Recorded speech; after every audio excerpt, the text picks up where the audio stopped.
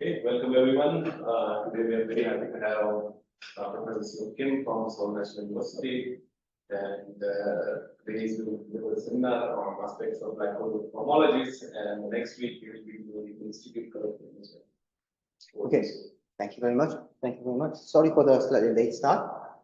It's always good to be back to TI5, and I recall that it's been a while since I visited here in the rainy summer season, so it brings me back to good old memories. So I'll be talking about a problem that I've been thinking about quite extensively for about the past couple of years. It's about cohomology problem in any proposal requirements, which tries to better understand the microstate structure of the blue black holes in ADS. So before starting, I'd like to say that at various places I might have given similar talks in front of some of you. Especially I gave talks in India late last year. So it may overlap with what you might have heard then, but during more than half a year, I think my understanding becomes slightly better. So I'm sure that this will be the better talk than whatever you might have heard of from me. And I understand this is quite an informal thing, so you can interrupt me. So it can be a better talk, I think. So it's roughly based on the following papers and work in progress that I have been doing with my great colleagues over here in various combinations. And in the later part of my talk, hopefully if the time permits, what I'm going to mention, the topic I'm going to talk about will be closely related to the recent progress that we have been getting on the hairy black holes in ADS 5x5, which has been made by the following fantastic collaborations with various colleagues, most importantly including the people in TI5. So the general question one would like to better understand is to hopefully construct and especially better characterize the microstates for the black holes, which contribute to the backwards Hawking entropy. Okay. More concretely, I would like to do that for the black holes in ADS 5x5, starting from the maximal super Yang-Mills theory, using the idea of holography. Of course, in general, it asks one to do a strongly interacting calculation of the Yang-Mills quantum field theory. It's generally hard. You might think that for BPS black holes, preserving some supersymmetry, situations might be easier. The supersymmetry is a very special symmetry which is doing various good things. But for this particular problem, constructing exact eigenstates of the energy eigenstates, preserving these supersymmetries of the black hole, still turns out to be very hard at general interacting Yang-Mills theory. So today I'm going to talk about a very modest version of this microstate construction program, so-called. And it's modest in various ways that I try to elaborate in my talk. But to highlight the two main things why it's modest, I can say the following things. So instead of the strong coupling regime of quantum field theory that we are mostly interested in, I'm going to study the BPS states in the weakly coupled regime of quantum field theory in the form of cohomologies, which I'll explain during the talk. Secondly, we want to eventually understand the large N gauge theories and study this problem. But large N in various ways makes the studies technically quite complicated. So I'm going to present to you the studies in the low end, like SU2, 3, and 4, at least in the case. And despite all these shortcomings, I present the new results, which I think is quite intriguing and exhibits quite qualitative features, which at least qualitatively seem to be analogous to some properties that we all know about black holes. So we'll see. So the content today is the following. I'll first explain to you the problem and briefly present to you the new findings, the new operators that we have found. And depending on the time I have, I'll present to you some applications and discussion. The particular topic I'm going to focus on with the new cohomologies that we found is the no-hair theorem for the black holes versus the existence of hairy black holes in ADS. So I'm going to explain to you very briefly the system and the object that I'm interested in. So I'm interested in SUN maximal super Yang-Mills theory on R4. You may think of it as a Euclidean R4. And the maximal super Yang-Mills has fields which are all n by n traceless matrices. So there will be lots of technical things. I mean, you can ignore most of them. You can just remember a few keywords and just follow the basic logic. I think that will suffice. So in the n=1 language, it has one vector multiplier, there are 3 chiral multipliers, standard thing. It has Poincare supercharges and 32 conformal supercharges. And you'd like to study in this theory local operators defined at the origin of R4, the origin of R4. Okay? And due to the operator state map, these local operators in R4 via radial quantization will map the states propagating on this sphere times R, which is the conformal boundary of global ABS of our interest. So I'm going to study the gauge invariant local operators, which preserve certain supersymmetry. And the supersymmetry that the local operators are required to preserve, I have picked according to the supersymmetry preserved by the black hole. Actually, this is the minimal amount of supersymmetry. So among the Poincare supercharge, I pick 1. And among the conformal supercharge, I pick 1, which is Hermitian conjugate to the Poincare supercharge in the radial quantization. And I demand the operators to be annihilated by them. Okay. Actually, this is the set of supercharges preserved by some black holes in the gravity field, some BPS black holes in the gravity field. I want to study what kind of operators we have in satisfying these properties in the quantum field theory. As said, I'm going to study this problem in the weakly coupled regime. So I'm going to first consider the field limit, the GM is equal to 0. Here, these operators are trivially constructed. First, by just identifying a subset of the n=4 fields preserving these supersymmetries. And these turn out the following field. There are some scalar fermion field strength, particular component of field strength, and they can also be dressed by the following 2 holomorphic derivatives, BPS derivatives, as many as they want, as you want. And these fields dressed by derivatives form what is called the letters, the supersymmetric letters, and making a gauge invariant of them, making a composite operator, all give you the BPS operators in the field limit. Yeah. Why do you pick only these many supercharges to an idea of operators? Is like a minimal maximum number you can take so that it's if you take more supersymmetries and demand the operator to be annihilated, it's a stronger and stronger constraint, and there are less and less states satisfying this. If you require more than this, I think it's I mean there are too many supersymmetries, so that the black hole satisfies preserving that many supersymmetries do not exist.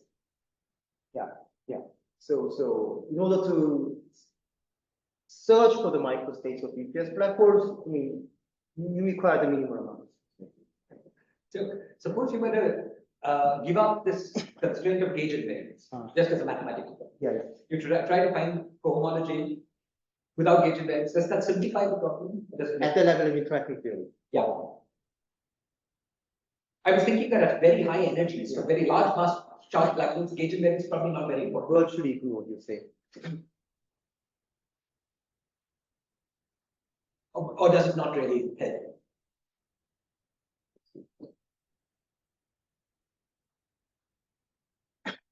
It will give you more possibilities. Right? More possibilities? More complicated representation of the gauge group will be allowed.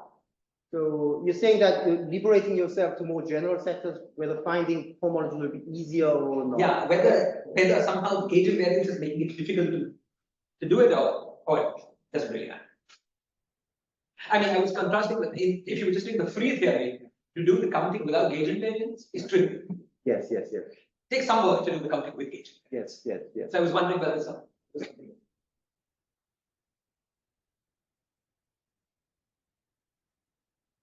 I mean, just as a thought.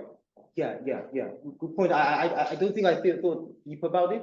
The moment I can't imagine why it can be simpler, but possibly it can be. I didn't think about it really well. Okay. I think about it. Yeah. So at the free level, we can construct the full set of gauge invariant operators, preserving these two supercharges quite easily. It's just identifying the three BPS fields and make any gauge invariant combination, and that will all give you a BPS operator in the field. It turns out that the operators constructed in this way are too many. At low energy, they provide more states than we expect from holography via the low energy supergraviton states. At high energy, they provide more states than we expect from the black hole Bekenstein-Hawking entropy. Okay. So the free theory point is not really giving us an illustrative lesson on what will be happening at a strong quantum. So we go one step beyond that. We keep the coupling small, but keep it non-zero. Okay? So for instance, on the subspace of these fields, which are BPS, with respect to the free supercharge, we investigate the action of the classical supercharges on them. Okay? And some of the right-hand sides are non-zero because some fields are not supersymmetric at the interacting classical field theory level. Whenever the right-hand side is non-zero, it's linear in Yang-Mills or half-loop level. So the question we're interested in is, among the overly too many set of gauge invariant BPS operators in the free theory, how many of them are left BPS once you turn on the interactions, and how many of them are left BPS non-anomalous at the one loop level? That is the question, modest question we'd like to study. For instance, if you take this Q and Q dagger at the half loop level and take the anti-commutator of them, it will give rise to a possible anomalous dimension. And when this right-hand side vanishes at the one loop level, they turn out to be protected at one loop. So this is the question I'd like to understand. Seok, yes. Where is the rank of engagement parity in this loop computation? Like, you know, all the fields are n by n matrices, so it gives you the matrix size and the structure. Yeah. All the fields are n by n matrices. And it will play very crucial role. This matrix satisfying various relations will be playing crucial roles for the construction. Okay.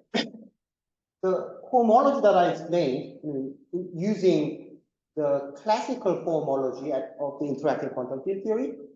So the one thing I'd like to note is that the one loop spectrum seems to be, of course, a quantum problem, but the cohomology, I mean, the BPS state problem at one loop can be stated completely by using this classical cohomology appearing at the linear order in Yang-Mills.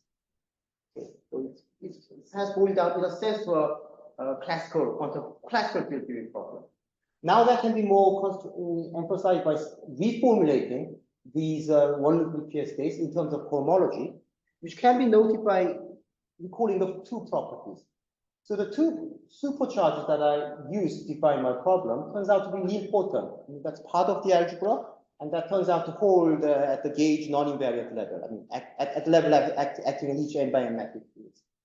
So they are nilpotent. They behave formally like exterior derivatives acting on differential forms. And furthermore, the equation, can I use shift to this? The equation which defines the BPS space can be rewritten in this form, which formally looks like the equation governing the harmonic differential form. So using this formal analogy and appealing to the one-to-one map between the spectrum of the harmonic forms, the cohomology classes of this operator, you can say that there's a one-to-one map between the spectrum of one loop BPS space and the cohomology classes of this classical nilpotent Q. So if your question is spectral problem, existence of operators at certain charge and energy level, how many of them, you can rephrase them in terms of cohomology classes. Somehow studying the exact state very often becomes more cumbersome than just finding a representative of a cohomology class at your discretion. Okay? So I'm going to study this problem. Are the exact ways unimportant for lack of problem as well? In the cohomology, I mean, identifying a representative of cohomology, I mean, in the cohomology class is defined by identifying the two operators differing by Q exact terms. If you have a representative of a cohomology class, it will be related by the exact one loop BPS states by acting suitable Q exact terms, operators. So there's no guarantee that a representative that you find in a cohomology class will be the one loop BPS state. But you know, at least the cohomology class and in one-to-one map the BPS state spectrum. So this is the problem I'm going to study, and implicitly it is making the construction problem modest at various stages. You can try to guess why. And at this stage, you might ask, so we are even eventually interested in studying the strongly coupled spectrum and hopefully study some aspects of black holes from field theory. But all I have explained to you is the weak coupling spectrum, BPS operator spectrum at one loop. And you may ask, what's the relevance? Well, simply, I mean, almost 20 years ago, basically Shiraz, I think, with other collaborators, have conjectured with some consistency checks at the time, that once you identify the correct one-loop spectrum, it will remain unchanged, one-loop EPS spectrum, it will remain unchanging as you change the coupling constant, hopefully all the way to strong coupling. Doesn't mean that the state is remaining unchanged as you crank up the coupling. The detailed form of the operator will of course change, but the spectrum, existence and the degeneracy of the states will remain unchanged as you change the coupling constant. I think that was the conjecture. And there has been some trials to more rigorously justify this conjecture, at least at the level of perturbative Yang-Mills theory. And there's some interesting progress has been made by Chiming Chang et al., which I understand has some technical caveat, having to do with some properties of Qs and so on, but they made some progress, I think. But still the complete proof of non-normalization, I don't think is made yet. So let me ask you. Yeah. In the old days, the basic idea was that formally there exists a similarity transform that changes the coupling. Yeah. That the change in the Yang-Mills coupling, at least at the classical level, by Poisson brackets, can be generated by similarity transform. And similarity transforms don't change Q. Similarity transform actually on this operator. Because if you have one element, that's X. Now, what was lacking there was somehow this space from going from this formal argument to make sure that renormalization effects don't spoil it. That kind of thing. Is that the kind of thing they would make precisely? I think a caveat is The thing is that once you're granted with nilpotent Q satisfying certain properties, I think in general the Q and Q daggers acquire coupling correction, right? Yes. And what they try to do is let me try to repeat what they try. In this superspace perturbation theory and so on, what they try to do is to employ a particular renormalization scheme, they say, so that Q remains unchanged in all of the perturbation theory. I think they're working on a scheme in which Q and S are not mutually Hermitian conjugate. So put all the coupling effects into S, but Q is left the same. It's easier to imagine because if you write down the superfield, Q acts as derivative with beta and so on. So its form is really robust, right? Yeah. So that's the argument they try to make. So I think that's the essence in their argument. It sounds a bit similar because the point of similarity transformation is that it's not a unitary transformation. Yeah. That's right. And therefore, if you do that, Q, if you do it, the Q dagger is no longer the dagger of Q. That's right.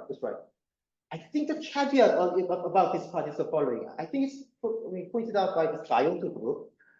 You can do some computation using this scheme, but it's not in maximal superyoung, but there can be some caveat of this kind of argument because having this cohomology structure robust, it's very important to maintain the Leibniz rule of this Q. What? Leibniz rule. Leibniz rule. Q acting on a product one by one.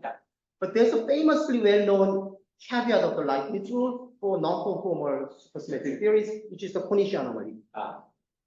So one loop induced extra Q transformation structure spoils that. So of course, N-conformal doesn't have that. So that explicitly no caveat doesn't exist, but who knows So it's quite unlikely that caveat will be manifested in N-conformal, but logically there's some things to clarify here. That's the thing pointed out by these perimeter group, I think. I see. But there was no that technicality. They didn't explicitly try to make contact with the similarity transformation argument. They just employ certain renormalization scheme, but I understand it that way.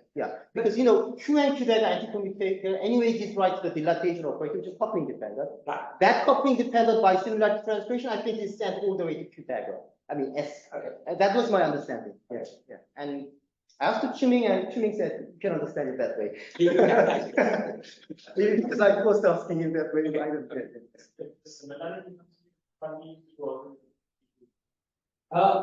the problem with the similarity transformation is that it's sort of singular as we go. The reason for that is that the potential goes from cube to quadratic to quadratic, and that's a big jump. But any change in the quadratic constant is not a singular. And did you say it's not a unitary cube that started at the last? Yeah, that if you put a base alpha this classically, whereas it was like if you do semi-classical quantization, it would not S would not be S inverse not. And classically, Probably it's not. Yes, probably. Yeah, it's not there. Here, so what that means is that under the similarity transformation, the spectrum is not. Right? It's not that the Hamiltonian, which is Q anti-commutative Q diagram, doesn't transform nicely. Because the S and the S inverse diagram, don't do anything nice. But zero energy states are there because it goes to core. So what you want to use, you don't want to do too much, just focus on zero. Yeah, so that I think is the status. I mean, people are unsure about general, I mean, possible caveat of the life. I think that's small worry. But I think, I mean, they do in their own ways basically what you have been saying now, I think. Okay. Making Q manifestly coupling independent to all other perturbation theory. And also there's a circumstantial evidence for this non-renormalization, which is that, I mean, the index counting these cohomologies have been studied in the past few years very extensively, after which people discovered that the index over these cohomologies captures the black hole Becky-Knocking at least at the leading order, which means that if not all, many of them will remain protected from the studies of this superconformal index. So with this situation, I mean, it gives a justification or motivation of studying this one homologies in detail. So before explaining to you what kind of new things we found, I'm going to distinguish. So how did the index match in the black hole give evidence of those blue cohomologies? Well, even the free theory cohomology, many of them survive. Okay. We know that many of them get lifted, but many of them survive. One loop cohomology is a subset of, I mean, so it doesn't say that much, but I mean, many of, there's a chance that many of what we found. Yeah, you can say the same thing for free theory cohomology, but it's too stupid to say that. It becomes more meaningful at the level of one. That's all I'm saying. Right. There could possibly be many of them which are lifted. Could have been a 5-loop lift as well. Yes.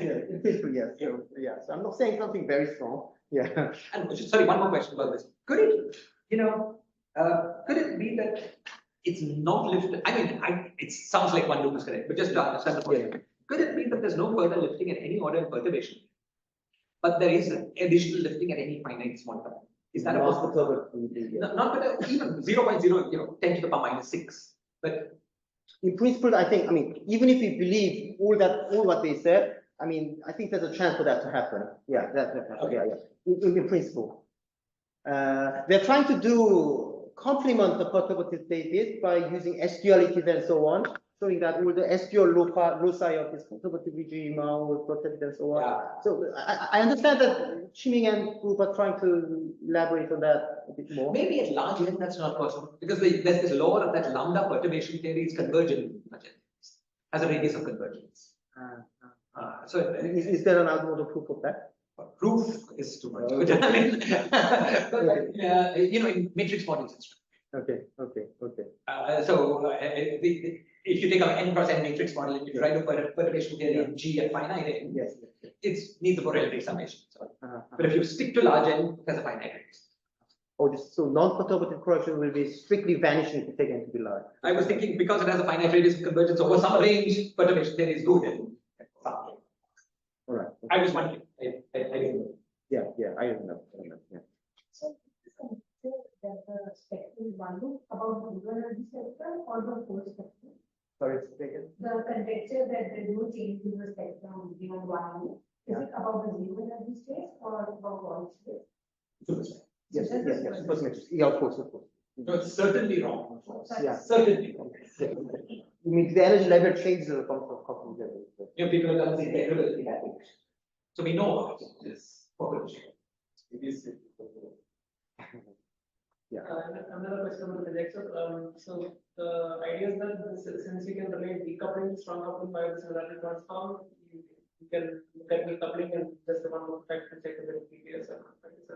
Yeah, that's it. Why does the one loop thing give you confirmation that the previous character is the one loop correction manager for the higher correction?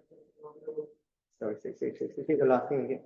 Can it be that if I computed the anomalous dimension, can it be that it vanishes at one loop, but it has a positive contribution at 2 loops? That's the possibility, and the conjecture is saying that that will not happen.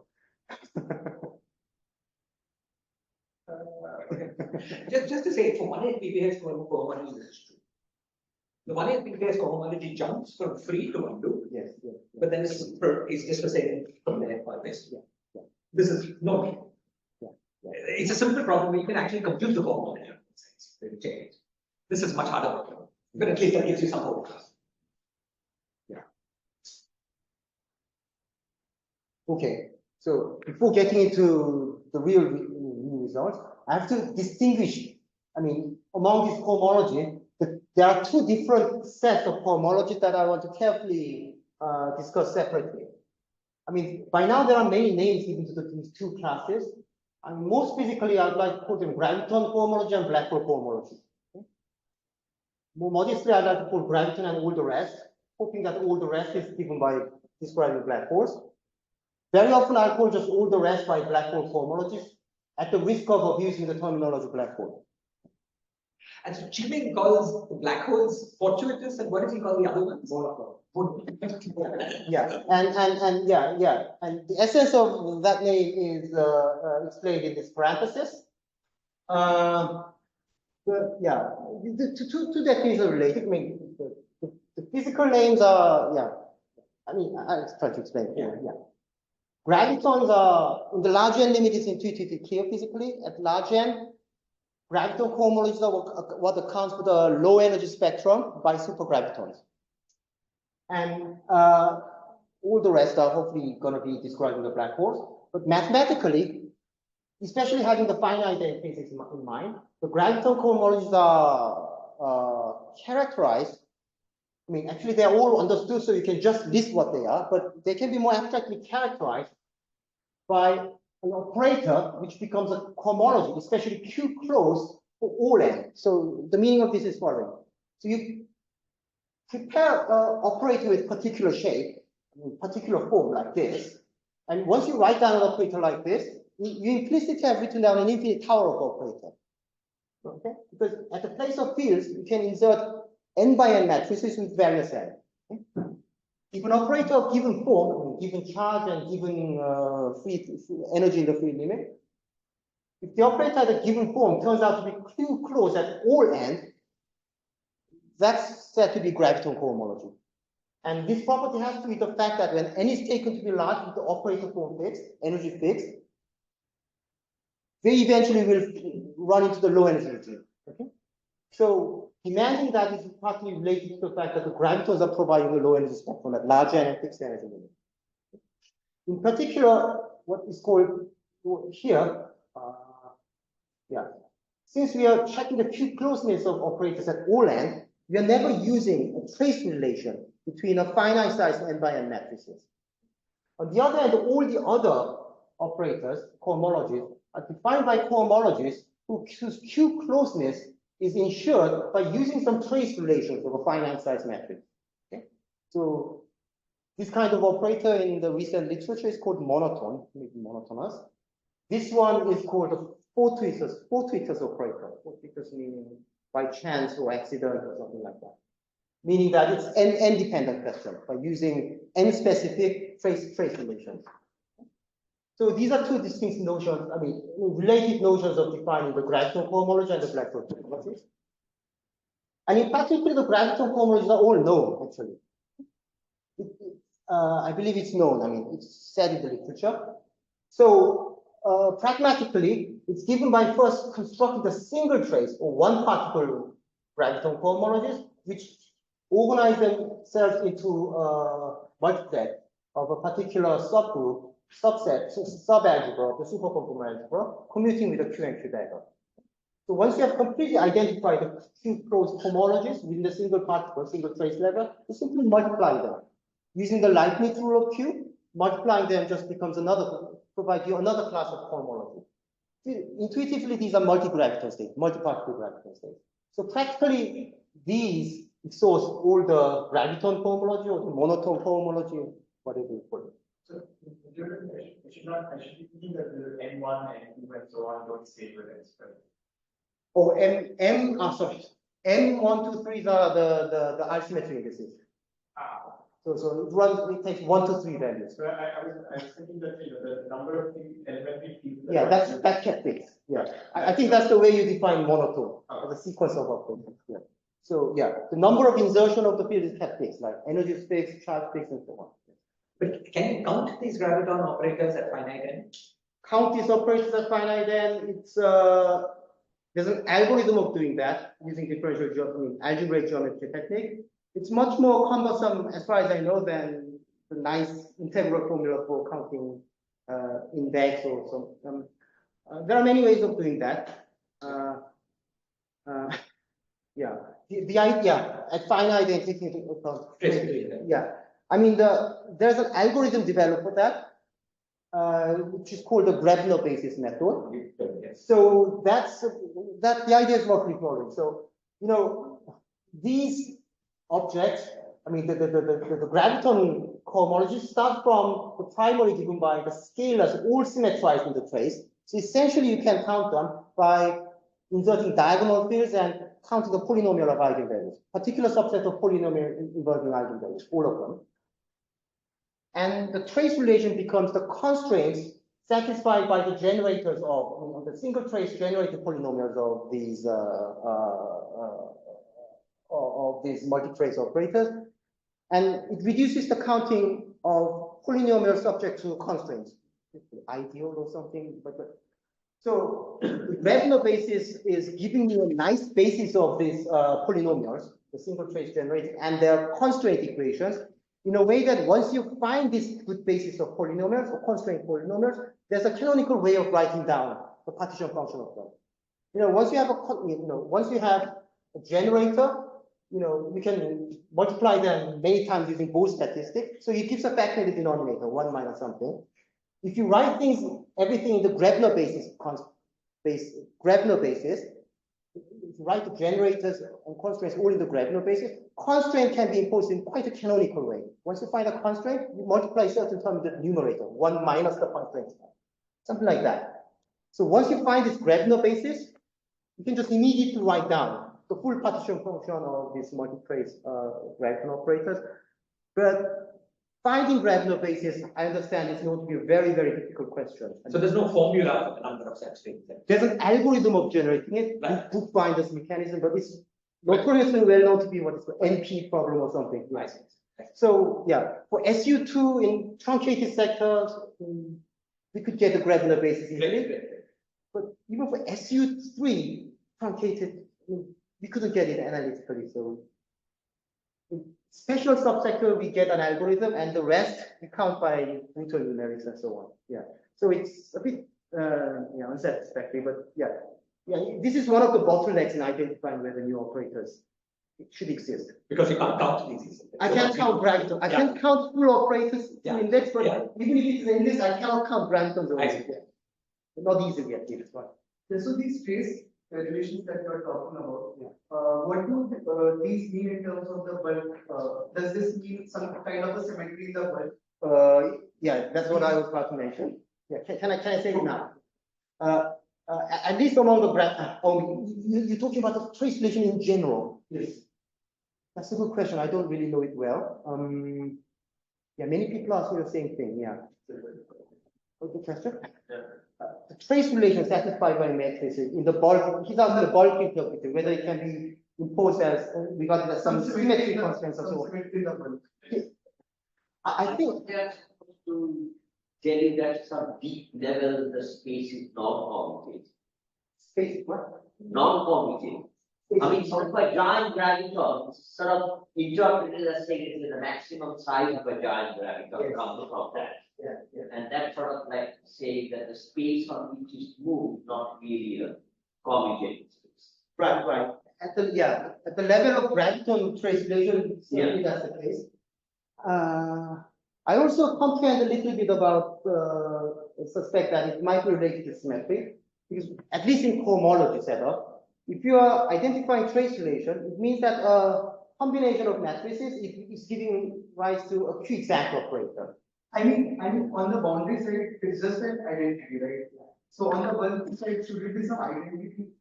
What it Even from the boundary side, it's a combination of matrices which becomes Q-exact in cohomology. And cutting things out by cohomology is something like a Gates method. Yeah. In a sense, I feel something like trace relation is important in some symmetry type constraint, at least in the cohomology setup. Yeah, the general story of the node. So can you say again, how is it that if I just want to carry on cohomology, how should I go about constructing this? I should just first construct single traces. Yeah, single traces. I mean, and these are all polynomials of these eigenvalues of the fields, and then you multiply them. Okay, so you then at the multi-trace level, you construct a polynomial of these single trace generators, and they are giving you the whole set of multi-gravitons. Polynomials of these single trace operators. Any polynomial. No, but this single trace, even though they look like single trace, may not be single trace, right? Because they are trace relation. Yeah. So trace relation enters in at various stages. So when you're writing down the single trace operators, you can pick a subset of these two single trace operators which are independent, in the sense that if you consider two large single trace operators, those can be immediately represented by multi-trace of the others. So that you eliminate from the first stage and work with a subset of single trace operators which are not expressed in terms of multi-trace. And even if you work with this restricted single trace, at the multi-trace level, they can be further constrained. Not including single traces, but genuinely multi-trace constraints. These are constraints that you have to further take into account, so using graph notation or whatever. Is there a more kind of covariant way to distinguish these two types? Which rather than saying that first construct single traces and then multi-traces. Is there some Sure, there will be, but I was explaining things because that's a practical way we explain. But just to Yeah. get more I mean, there are some set of single trace operators. There are some set of single trace operators which are eliminated from at the first stage because they are expressed as multi-traces. And eliminating them, I work with a subset of single traces which look independent, but they turn out to be independent at purely multi-trace level. They are also qualitatively different. These two trace relations are somewhat qualitatively different in technical sense, in that the first single trace is an exact trace relation. The second kind of trace relation, as far as I know, trace relation of the Q-exact terms. So they are slightly different. So he was asking between gravitons and all the rest. He wants a characterization of what gravitons. Finally, what is value of graviton? So is this unsatisfactory with anything we can get by multi-particle? Well, we can work on this. Yeah. You can first work. I think we can go first with this principle.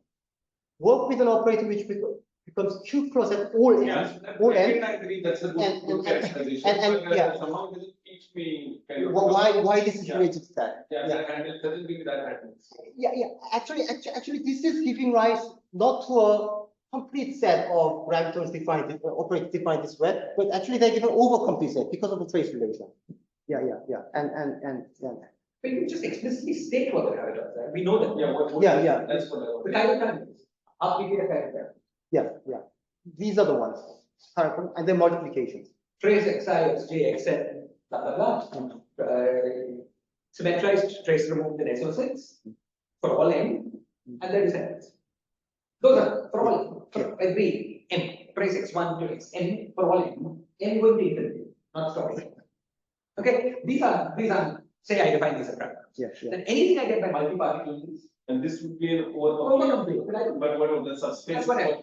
Yeah. Subspace is what you're calling. What I thought about. Yes. And then anything I get by multi space is that. Yeah. Okay, as you say, it's highly overcomplete. But as you said, this multi-particling is also stuck up, right? No, because something to count. Yes, not for counting, but just purpose of stating them. You can just give an overcomplete set. Yeah. So anything that lies in this multi-particle space is the multi. And then all the rest are also All the rest are not superposition of half BPS parameters. It's overcommitted within the space of these half BPS. What is an example of an operator in black hole? What is an example of an operator in all the? Black hole problem. Yeah. That's what I'm going to do. In the setting of the stage. Yeah, exactly. I mean, I can sympathize because the way she does that, I'm also really. No, because it's a very particular superset. Yeah, the thing is that you construct higher primaries and descendants here, you never use trace relation. It's an operator trivially become Q close for any n. Now, I'll show you later, there are certain combinations of gauge invariant operators whose actions of Q vanishes once you apply trace relation. Once you apply Q, get an operator, then the operator suddenly splits into multi-traces and use some identities, it becomes zero. I mean, there are some instances. I'll try to illustrate how you check, I mean, for simple operators, how you check this kind of thing. No, but Sheila has kind of brought up this other point about half BPS versus. Multi-particle half. Once you multi-particle, they don't have half. Yeah. But the individual things are half. Yeah, the single trace here, this one. Can you separate the and all the rest as saying that they are made up of half BPS and those are made up of 160? Half BPS and the products. Yeah. And so, yeah, so yes, half BPS and the product. And the others are made up of 160. I'm not sure because, you know, you're not generating all this just by group theory. At the level of single trace operators, you start from these chiral primary scalars, SO6, symmetric trace, and all the rest is generated by group theory. If you multiply them and you make a Clefts-Gordon decomposition, you get some weird representation. So I'm not sure if I can characterize it that abstractly. Once you make a product, then on half BPS. So by half BPS states, you will see all the single trace. Yes. Half BPS for single trace. Yes. Maybe the other states cannot be gotten by any product. Yeah. So that is the. Yeah. Other states are polynomials of this half BPS and this will be more abstract way of saying it. Or tweets or whatever. Yeah. And the next thing, it's already said by Shiraz and Sumit. So graviton operator counting, I mean, enumerating the independent graviton operators, it reduces by trace relation. It has a good notion in gravity dual as well. So you understand that it's finite in graviton. And we're going to study the rest. Okay? I'm going to do it for long n because that's currently all we can do. And I see 2, 3, or 4. It's a step towards getting to large n, which I'm eventually interested in. But even at this stage, you can have some fun by hopefully wishing these small gauge theories new operator to exhibit some aspects of black holes in very quantum ADS-CFT models and finite Newton construct. So we're just going to see, after constructing some new operators, what kind of aspect, novel aspect they exhibit and how much they look like, at least qualitatively, like black holes. Sorry, so just one thing about these graviton states going back to. So let's say we construct such states. Single trace, and then I will take product of those things. Yeah. So what the single trace are, as Shiraz said, it's in this straightforward. It's short. But now, if I want counting such things, then I can just, if I ask, I can just take those states and count them at a given value of n. Let's say they're greater than by inertia and count them. That and then this multi-particling is also tricky after that, or n greater than energy. N greater than energy. N is smaller. N is larger than energy is small. No. Energy larger than n. Yeah. Then trace relation is quite complicated. Mathematical algorithm is known, but implementing them, let's say, on computer is quite time consuming, resource consuming. But you can, of course, get a very easy upper, which is ignore the trace relations that come, and that upper bound is already too few for black holes. So clearly there are many more black holes. Yeah. And there are many other upper bounds that we impose, not just Well, anyway, that's the rough picture, and I'm going to present you some new things. Before which I have to say one more thing. Sorry about this, but that's just to ensure every statement I make when presenting my result is clearly well understood. So the study is very, very difficult. I said it's the classical cohomology problem. All the matrices are C numbers, and matrix elements are C numbers or classical Grassmannian numbers. But you know, it's a very complicated, combinatory question. So it's very difficult to study for many reasons. So I want to, although not always, we often impose two restrictions to ease the technical studies. And one restriction is given on the charge subvector. You know, there are many values of charges at which you want to consider construction of these cohomologies. But very often it happens that you construct all cohomologies at a given charge sector, only find the gravitons. Okay? I want to study the sector at which the new operators are guaranteed to exist. So a quick way of diagnosing that, which sector is non-empty concerning the black hole cohomology, is to use the index. Okay? I almost said that in the previous slide. So the general index is quite easy to compute. Shiraz and collaborators have wrote down a very nice integral formula, which gives the full index for general SUN theory.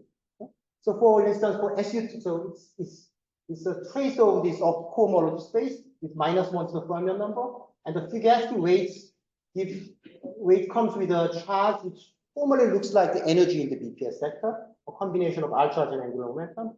And if you want for general, let's say SU2 theory, you can compute using your computer up to very high order as you wish. Okay? And then what you do is to compute the index over this finite and graviton separately, imposing these trace relations and so on. Either using this fancy algorithm, algebraic geometry mechanism, using just brutally computer to count the constrained polynomials or making hybrid of them. Let's say for SU2, we managed to get it up to 40th order of Fugacity. It's very difficult actually. And you take difference. At every order, the difference is non-zero. Something new is guaranteed to exist. So we focus our effort on that sector to construct it better. So it was easier to do the first thing than the second. It's much easier to do. I mean, even I can do the first thing. Yeah. I cannot do the second thing myself. And so you got from the index, is it? Yes, your formula. Yeah. And so that could have had like cancellations or this itself could have had cancellation. Yeah. Yes. So it's like a lower. Yes, of course. So yeah, so that means that even if this difference is zero, there's a chance that new operators can exist. Yes. So by going through these restrictions, I'm missing that possibility. Yeah, I'm just finding where something's a guaranteed to exist. So Z graph also counted with -1 here. Yes, that's right. So that is just so that you can do the subtraction, right? Yes, You could have easily computed yeah. You should subtract same objects. Yeah. So that whenever you get minus sign in the remainder, it implies fermionic, new fermionic operator.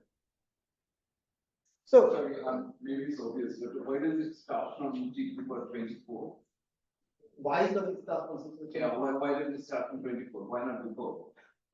That's an observation. If you ask for any deep reason, I'm not really sure. I mean, 24 is a nice number, so it's a nice number. So and furthermore, if you see the next formula, 24 related numbers appear repeatedly in this SU2. So that makes us make guesses on SU3 and SU4, which all turned out to be wrong. So this numerology inspired by SU2, SU24, I don't have a deep interpretation yet. Yeah. But it's surprisingly high. I normalized all the charges to take integer values. I mean, it can take odd and even integer values. So for SU2 theory, one might have expected new operator to come at much lower level. Yeah. But it just appears at 24, and I think that's the reason why one of the reasons why people didn't find it at until recently. Sorry, when you're saying T, it's one of the chemical potentials that exist also in the index. Yes. So there are many states contributing to the same value of T. Yes. So you have to look to all of them. Yeah, actually, I can refine to have all 4 chemical potential. I mean, actually, I'm just showing that for presentation purpose. And all the remaining numbers, we know how to refine it into characters of the other global symmetries. Right, but there's a fixed potential that you cannot get from the index. Right. And so then you will have to check for all those. That's right. That's right. Yeah. Knowing the index doesn't unambiguously tell you which charge sector you have to focus on. So sometimes we search through everything. Sometimes we guess and focus on particular value and luckily we find and so on. Yeah. So how do these coefficients in this series vary the n? Vary and n. This is all n equal to 2. And n equal to 3, as you may expect, for the universal parts, until certain order proportional to n, I mean it's universal. At an order proportional to n and beyond, there appears differences because of the trace relation. I mean, low order results, there are certain universalities, but high order, I mean, what about the difference? About the difference, z minus z graph? About the coefficients of this t. Z minus Z graph is all independent because these are fortuitous cohomologies whose, these are new black hole-like cohomologies whose construction crucially depends on the value of n and the trace relations and so on. As you, I'm not sure if I'll show you the formula, but Z minus Z graph has SU2, SU3, SU4, all they behave differently. For instance, the threshold levels are slightly different for different n. Yeah, and these are all independent, highly independent results. Independent. Yeah. And I'm showing you the result for SU2 only. Yeah. Can you also this is a key concept the black hole states by taking products of non-half something. Yeah. Like you check that you get this answer from that. What?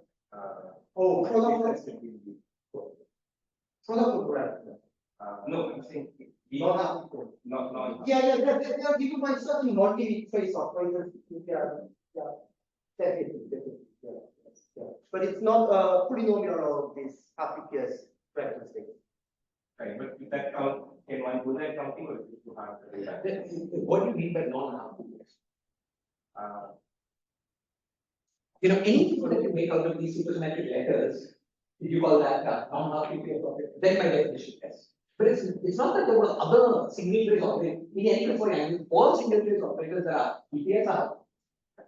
It's not like there are single trace operators that work on one.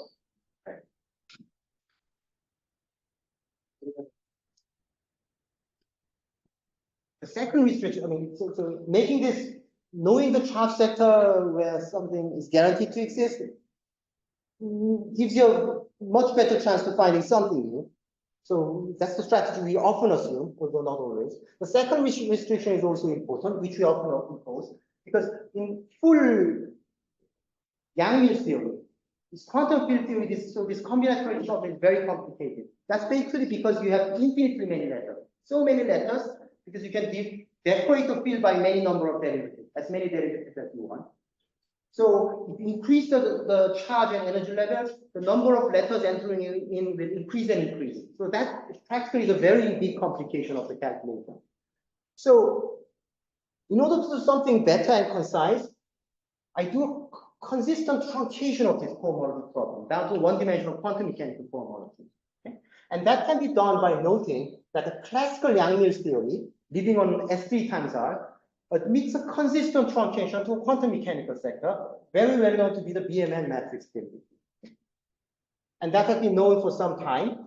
And this is a consistent truncation of the equation of motion of the classical Yang-Mills theory, but noting that our one-loop EPS state, the cohomology problem, refers to classical supercharge only, it descends down to a consistent truncation of our cohomology. So then you're given with finite number of letters and calculations become much easier, although still difficult. And there are many such consistent truncations, right? Of the cohomology or not? I know of only one. Oh, you know that. Not quantum mechanical truncation, but there are different truncations. Truncating into, let's say, gauge and particular derivatives. That's a field theory truncations. Another truncation is keeping one gauge and one derivative only. There's a big chance that that sector will be void. There's another truncation which has been, I think, explored by Berkouze and collaborators, 2 gauge nodes and 2 derivatives and yeah. In that sector situation, I think is unclear. Okay. Yeah. When you say truncation, we mean this certain frequencies? Oh no. meaning that I can turn, there's a truncation means I'm allowed not to use specific letters. Okay, so there are many letters like 3 scalars, 3 fermions in the chiral multiplet, 2 fermions in the vector multiplet, 2 derivatives, and the field strength. By this truncation, I'm allowing myself not to use derivatives and not to use gauge units, and that gives a cohomology structure consistently. Okay?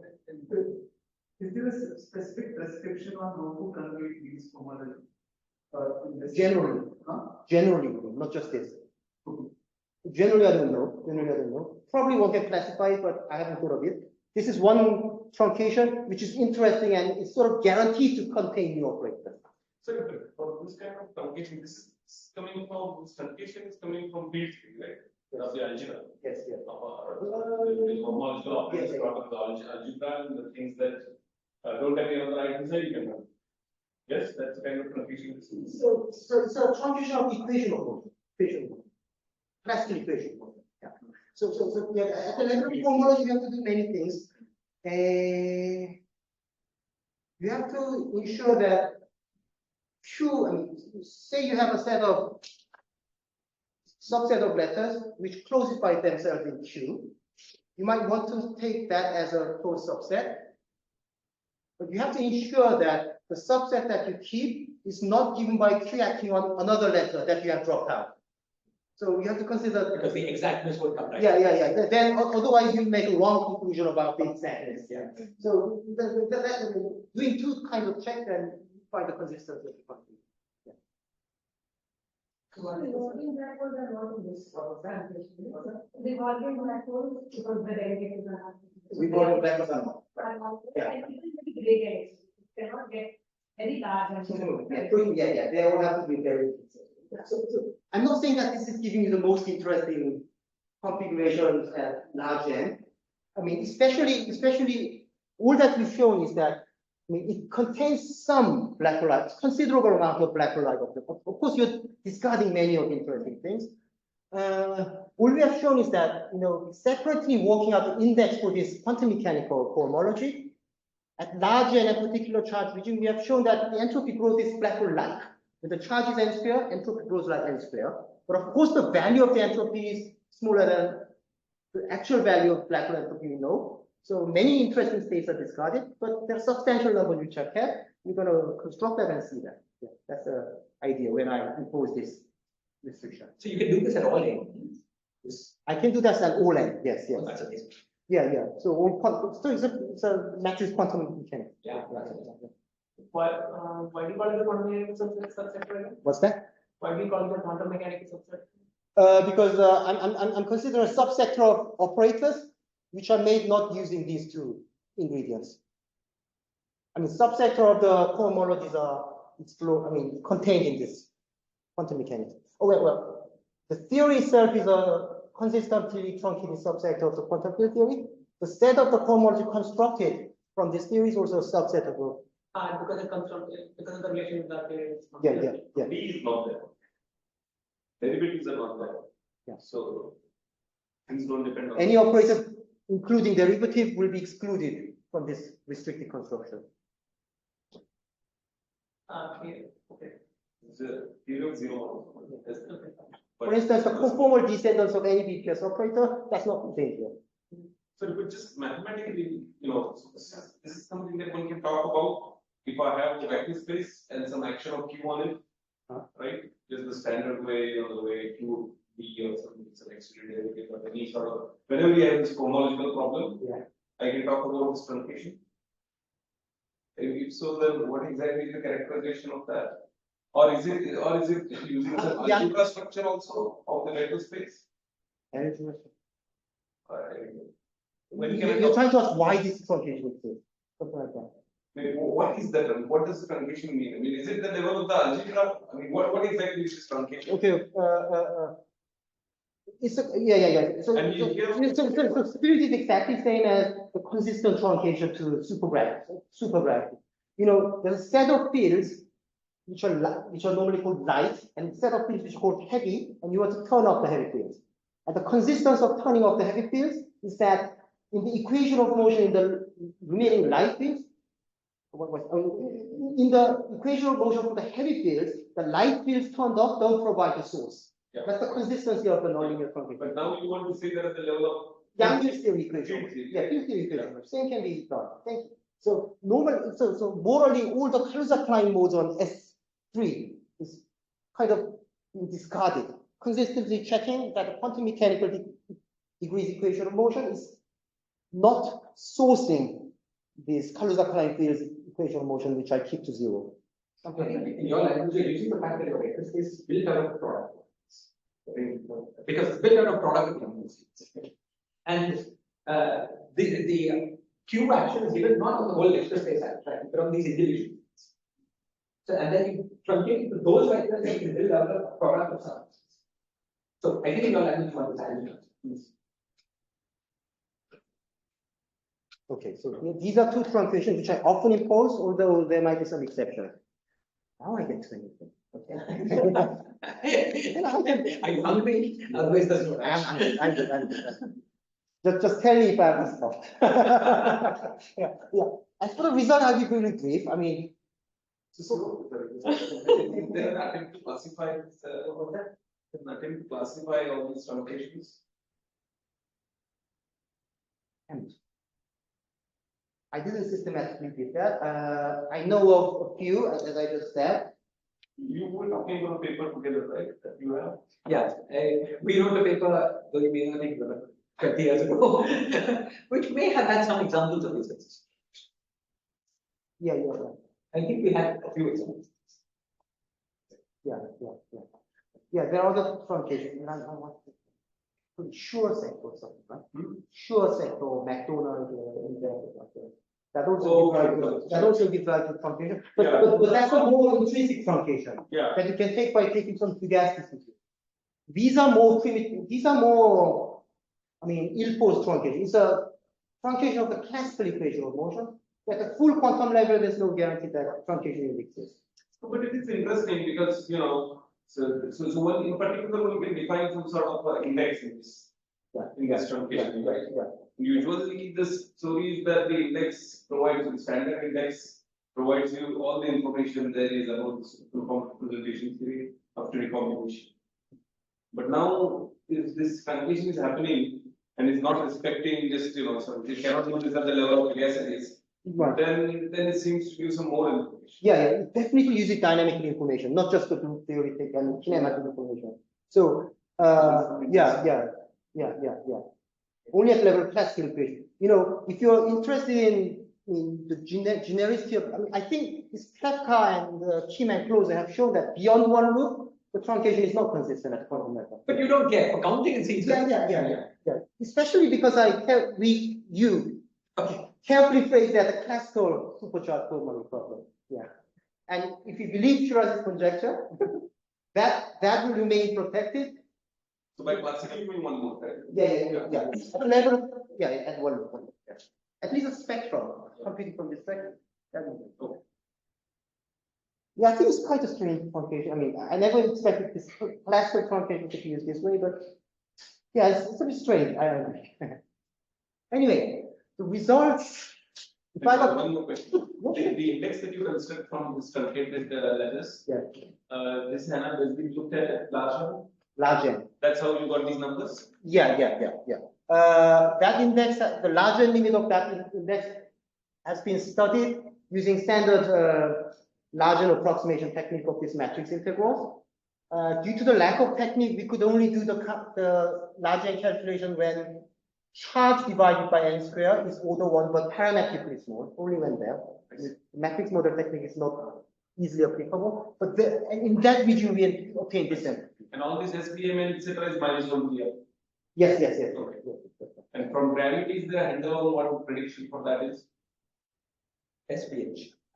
No, that's the full one. Oh, right. No, I mean just I mean, what is it? If it is not a in general, if you go beyond cohomology and work in general, nothing, right? that won't be a legal truncation at all. Yeah. So you don't have any strong public. Yeah, maybe you work in this twisted holography, this dioxide, but maybe there might be some meaning because it's dealing with same cohomology, but general gravity it's illegal to consider. Yeah, because you can't specify just in terms of charges. Right. Yeah. It's just more specific. Yeah. Anyway, just explain this because yeah, that has to do with the results part. That's amazing. Actually, you get n squared degrees of freedom. That's an indirect prediction from this saddle point calculation and so on. But yeah. No, it's still amazing that you've actually done a cohomology counting that usually presents. I mean, whatever it's true. Well, yeah. Index calculation. But also cohomology, right? From SU2, SU3. Well, it's a larger approximation of the index, so it's strictly speaking, it's a lower bound. Oh, sorry, I missed. You haven't counted the cohomology. No. Oh, sorry. So index for this PMN given as a matrix integral and do the large n eigenvalue approximation. So, Thank you. yeah. Okay, so then, okay, that's it. Yeah. That's it. If I honestly counted that, then I would have presented much more research. Okay. But even this, the fact that it is the states that so many states. Yeah, Even yeah, without yeah. That's what I'm saying there. That's what I'm saying there. If this truncation gives boring result, there's no reason to study that. I'm saying this that because there are some interesting things in it. Yeah. Right. That's interesting. But I think you would expect in a two matrix model of equivalent space. That's basically what. Yeah. Exactly. Yeah. That's right. The reason you don't have that in this other Hollywood kind of image where you don't have the definition is some super symmetric. It must be somehow like it's an eigenvalue problem. Yeah. So I impose the simplest kind of setting. Yeah, I consider simplest SU2 group, and I impose a quantum mechanical restriction. And so I first compute the index. Luckily for SU2 and quantum mechanical truncation, both can be computed exactly. Yeah? Even the gravity index imposing all trace relation, it becomes marvelously simple for SU2. So I compute it 2 exactly and just subtract.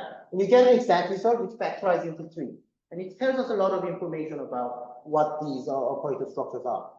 So I'm going to explain to you the interpretation of the 3 factors one by one. The first factor, we call it the cohomologies, comes from the cohomologies of core black hole primary operators. This meaning will be gradually clearer. The second factor. So that time you say you can compute exactly. Z. Z is also that, right? Yes. In the quantum mechanics setting, exactly. Both exactly. Yeah. Exactly. Because Gromner-based technique. G-graph, you can do it either way. Grabno basis, of course, you got, but even before doing that, you compute it by hand. I mean, using some techniques I used with 10 years ago paper with Shiraz, it's just, SU2 eigenvalue is just one number, right? Oh. There's a number of, the polynomial constructed out of them is extremely simple. So I count it by hand, after which we realized as an exercise that Grabno basis can be easily computed there, but it was useless. And SU2 is particularly simple because like traces are like dotted lines. That's right. Vectors. Yeah, and curl is the commutator.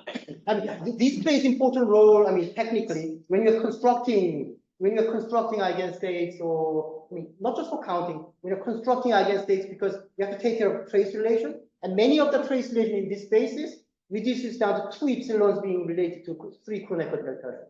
In some sense, it's more like a vector problem than a matrix problem. Yeah, like higher spin things. Yeah. So actually, to say a side comment, such thing, I mean, this analysis being easier when you can change your language to vectors, like this type of written theory, SU2, SU2, bifundamental. These can be replaced into SO4 vectors. Yes. And then you can get some similar result. I mean, it's a primitive work in progress, but that makes trace relation much more comfortable to handle. Yeah. Sorry, I think you must have explained that. Yeah. The Z gravity BMN. Yeah. What's the exact definition? So, yeah, I only implicitly. So you have a set of gravitons given by the chiral primaries and the superconformal descendants and multiplication of them. And at the stage, this is what we call this half EPS multiplet. At the stage of constructing this single trace, half EPS multiplet, you only keep the subset of these single trace operators made out of this quantum mechanical degree of freedom. So for instance, if you form the superconformal descendants, you can multiply lots of derivatives, don't keep them, something like that. So you keep a subset of chiral primaries and multiply them, that are the graviton spectrum in the quantum mechanical subset. Thank you. So, the first factor I'll explain in a moment. That's the most important thing. The second factor, once you understand where the first factor comes from, is very easily interpreted because that comes from the dressing by some set of graviton operators. You know that once you have a very new certainly black hole like operator, you already know that there are many graviton operators, so that multiplying them in principle can give you a product cohomology because of the Leibniz rule of Q. So there turn out to be surprisingly few gravitons that are allowed to multiply the core cohomology, at least visibly in this index, but I'll come to this point later. Anyway, this factor comes from the multiplication of the 3 gravitons of this type. You know, there are many gravitons that can be multiplied. Many number of gravitons of this sort can be multiplied, which is characterized by this factor. And this last factor is generated by the character of the super algebra, which is subset of the super conformal algebra, commuting with the cohomology problem, and also surviving the quantum mechanical subset. So since the supergroup is compact, they only generate a finite polynomial. So morally is sort of like RBHs, descendants of the primaries. Yeah, but supercharges and compact group and so on. Yeah. So there's a supersymmetric descendants. Yeah. So in this sense, these two are giving rise to the primaries given by these product operators. And since we know this very easily, I mean, the main thing you have to do is to construct operators accounting for this. And that can be geometrically expanded to predict this. So in the middle one, you know that this is this because you've not done more than counting, you've actually constructed it. Partly. You know, partly means maybe only the first multiplication. You know, you take the lowest operator here and multiply 1, I think. Sorry. Something like that. We check the existence of this product formula just for one example. Okay. And then the rest is interpretation. Okay. So just to phrase it correctly. Thank you. But these remaining ones which are T to the 8 or higher? What? The remaining ones? T to the 8. The T to the 8 comes from the contribution of a single trace operator. And this is coming from the Fock space of this operator. So when you say 3 out of 17, there are 14 missing, right? Oh, yeah. Those are at T to the 8? No. No, right? Those are higher. Yeah. They are lower. I mean, the interesting thing is that, 17 gravitons are present, but what index sees is only 3 species of gravitons multiplied them. So somehow the 14 of them, nicely seems that they can multiply the core black hole and these new operators, but they don't appear in the index. Okay? So there are many ways of interpreting that. Our interpretation is that 14 of them dressing it as a hair, not appearing, is absent. Because the possibility is this. There could be 2 operators which are non-trivial cohomologies. If you multiply them, due to trace relation, they can certainly be Q-exact and absent the shared space. That's a natural scenario to interpret. And there are many instances of that which will appear. That's our interpretation. And we have only checked that that's the case only for the low-lying product operators, like what you asked. Yeah. And often I just interpret it. When the index doesn't see it, it doesn't exist. When the index sees it, it's as a factorized one, it's a product operator. Very often it's just an interpretation. Right. So that's the interpretation. The remaining thing is actually constructing it as much as possible. Luckily, the first factor, if you expand it, it's giving rise to the prediction that far many operators should exist at each order specified here. 24 and then added by 12. So this 24 and 12 stimulated lots of imagination. What's the generalization could be for SUN in the BMN sector, like T to the 12n or something? It all turned out to be wrong. So still, it's a mysterious formula whose interpretation is not clear. Yeah. But actually, we've constructed everything. Whenever something is predicted, we've constructed a new cohomology. There are various technical insights and tricks, but I just present you the result. Use the field strength, scalar, and fermion, which is all in the BMN sector. We've checked that it's a Q closed, not Q exact, and doesn't belong to gravitational cohomology. Okay? So we constructed an infinite number of cohomologies belong to this sector. And there could be some gravitons multiplying them, and some of them we checked are non-trivial cohomology. Okay? Most important thing, so how much time I will have, but most important thing will be the lowest one at the 24th order in this chart, which is as simple as this, just 2 scalars and 5 quantities. So it's quite amazing that, I mean, once I've given it to you, at least checking Q closeness is very trivial, because since somebody asked me to argue it, so these two operators roughly takes the form of gravitons. You know, it's the first descendant of the trace phi phi. Okay? Apart from this traceless parts and something, these are first gravitons, and this is an only non-graviton part. So it looks like a triple trace operator. If you have Q on it, these are Q close, Q only acts on this. Once you have Q on this, the single trace operator splits. So one side Q transform to 2 scalars, so it splits to double trace operator, which takes the same form as this. So once you have Q, thanks to SU2 trace region, and not for SU3 or higher, it splits into 4 trace operators involving gravitons of the same form, similar form. And then taking this linear combination and taking care of the fermionic statistics of these gravitons, it just vanishes and cancels.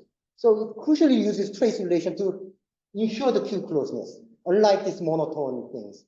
Okay? And all the new cohomologies will be constructed this way.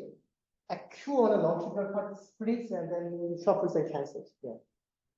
So the Q closeness is easy to check once it's given. Still checking Q exact, non-Q exactness is a pain. You have to write down all the candidate Q exact terms, work on a computer, it doesn't work, and it's really a pain. At SU3 level, you even have, my colleagues even have to use the supercomputer, and it's, yeah. Yeah. So since you got the 24 by subtracting indices, Yeah. that would in principle be lower states, right? The lower stage which magically cancel. Yeah, is it checked that? For this particular SU2 model, it's being checked by Qiming Chang and colleagues. They don't employ any restriction that I did in the previous one. No quantum mechanics restriction, no focusing on a particular chart. They just honestly scanned every chart one by one until they reach this 24, suddenly finding one. So it's a much harder work, much harder work. On a computer. On a computer. I mean, yeah.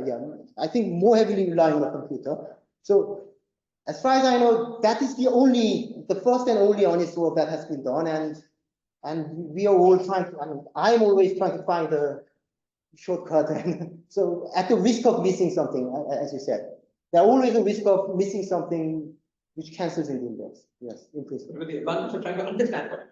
Yeah. My main goal is finding new examples and understanding them at the risk of not guaranteeing that, I mean, at the risk of missing something. Yeah. You also had some zeros later on in your segment that after 24. You have you mean this one? Yeah. I think it's just an accident. It's just an accident. Yeah. You know, these lots of the, I mean, I think the number until here, I find the first operator is the primary of a semi-short multiplet of a certain superconformal group. All these numbers can be generated, I think I can turn it 31st or something, by a descendant of this. So you take the character of this representation of the superconformal group, whose primary is this. All these numbers are just generated by group theory. So 0 is the consequence of that. Yeah. The next one is 8 higher.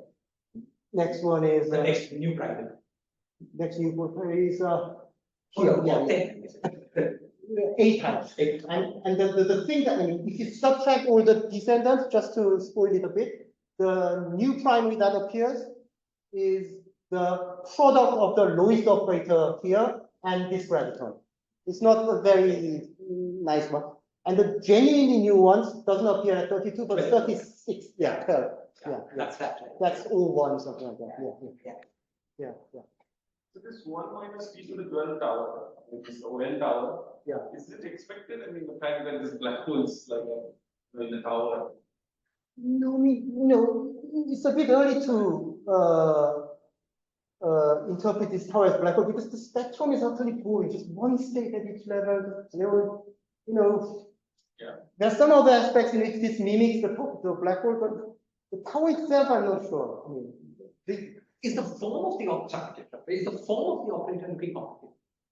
form of the operator. If you express it in the product basis of for the black hole operator. Yeah, this one. This is the form. This is the form. Oh, yeah, right. It's not. Yeah, it's But it's not growing with it or anything. Oh, you mean the Number of the lines of the expression? Yeah. Yeah. It's particularly simple structures. I mean, yeah. I mean that's why we could generate all these things, because I mean the first thing we constructed, second thing we had to spend a lot of time to construct and basically understood all these structures, and then by computer we found the expression for the second operator, and then we analytically restudied how the Q actions of various three terms cancel each other. And once we checked that, we checked that by slightly changing the coefficient, we could systematically generate all the others. So But you might have felt that as n grows large, these operators become more and more complex. In some sense, I love that should definitely be true. I mean, I think in that aspect, this is a very exceptional one. I mean, in that sense, it doesn't look like black hole. Yes, but I mean, number of size, of course, cannot increase. At some finitely many fermions. So the F's can increase, which is what is happening. Pi's also can increase. That is not the case. If I understand it correctly, the complexity of the black hole state means that there are lots of terms used, lots of bases involved in constructing that, right? In that sense, this is not. I mean, just at one term, a finite number of bases is used, so it doesn't grow, as you say. But isn't this like a weak carbon? It's the one loop. Oh, definitely. If you go to higher and higher, that you could expect that they will become more and more. Actual DPS property might be, but I mean, as far as cohomology can say, you might be more lucky. You might be that this cohomology problem, at least the harmonic form problem, even the one loop exhibits some complexity. Oh, that would be that would seem to be accidental. Accident? It's such a this matrix structure already it's like a two matrix model, which already thinks that it has some. I mean, yeah, that's true. Even for SU2. I mean, I found deceptively simple representative. Vieira and Schming separately found an actual one-loop EPS operator for that. This is much more complicated. Yeah, maybe we need to go to the not cohomology to the harmonic. Yeah. As far as I'm concerned, no, it's just this is one representative. You have to add a very efficient three-factor. Not harmonic. Harmonic is unique. Yeah. This is one representative of the cohomology class containing that harmonic form. That's what Is it also true that you go to higher and higher order the doubling with the compound? that's actually because I think On the other hand, it may be that the gravitons can slow